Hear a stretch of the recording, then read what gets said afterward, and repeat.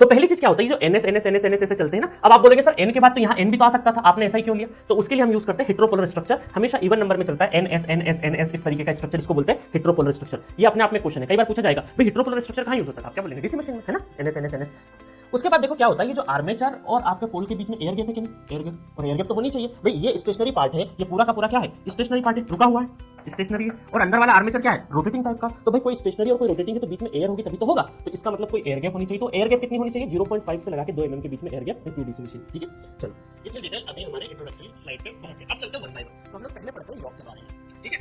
ये York already मैं बता चुका हूं कि मैग्नेटिक सर्किट का काम करता है, फ्लक्स पाथ कंप्लीशन है। अब देखो मैं यहां पे बना देता हूं जो चीज, सपोज करिए फ्लक्स निकलता है यहां से एन से लगा के एस तक, चलो फ्लक्स अभी 2 पोल बनाए, यहां पे 4 पोल थे, ठीक है, इस वजह से इस तरीके से गया था। यहां पे 2 पोल की मशीन है तो फ्लक्स गया, फ्लक्स फाई है ना, ये फ्लक्स यहां से यहां तक फ्लक्स ट्रेवल किया, ठीक है। अब ये आधा फ्लक्स कहां चले जाएगा, इस साइड चले जाएगा वापस से, और आधा फ्लक्स इस साइड से आ जाएगा, है ना, फ्लक्स।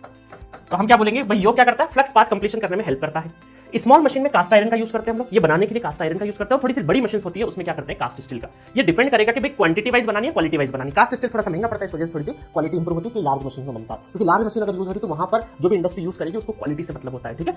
उसके बाद अगर और थोड़ी सी बेहतर वे में क्वालिटी बनाई जाए तो इस योक को भी हम क्या करते हैं, लेमिनेटेड योक यूज करते हैं। और ये लेमिनेशन जब भी शब्द यूज हो जाए इंटायर मशीन में, आप हमेशा ये ध्यान रखना कि भाई एडी करंट लॉस को रिड्यूस करने के लिए यूज करना है।